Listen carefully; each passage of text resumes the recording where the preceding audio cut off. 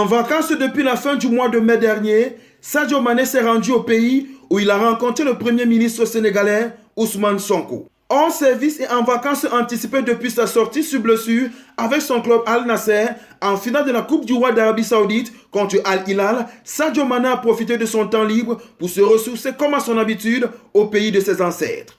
L'occasion pour l'ailier, forfait pour le dernier rassemblement avec l'équipe nationale du Sénégal, de rencontrer une haute autorité de son pays, Ousmane Sonko, le nouveau premier ministre dont le parti politique a fait barrage au président de la République sortant, Macky Sall, devenu très discret. Heureux de l'audience que le Premier ministre M. Ousmane Sonko m'a accordé ce vendredi, a posté la star photo à l'appui sur son compte officiel X au sortir de la réunion à la primature. Les discussions ont tourné autour des questions de l'heure et de développement, a-t-il ensuite indiqué.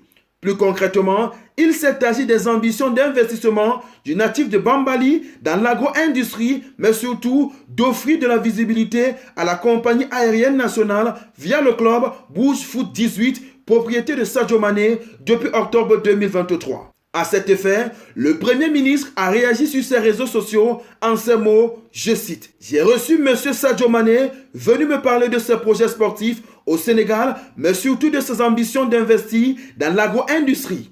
Je magnifie également la décision patriotique de Sadio Mané d'offrir gratuitement de la publicité à notre compagnie nationale Air Sénégal à travers un affichage sur les maillots du club Bouge Foot 18 dont il est propriétaire. » Fin de citation. On peut voir sur les réseaux sociaux du chef du gouvernement sénégalais des photos de cette rencontre au cours de laquelle le double ballon d'or africain a offert son maillot dédicacé à son illustre hôte de circonstance. Sadio Mané est très apprécié par ses compatriotes pour les actions sur le plan socio-économique.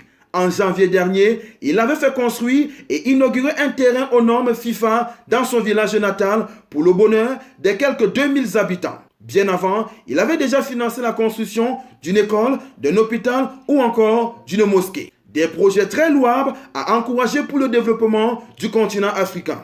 On n'oublie pas la devise, likez, commentez, partagez et abonnez-vous pour les nouveaux. On Sport TV, la chaîne référence de l'actualité sportive africaine.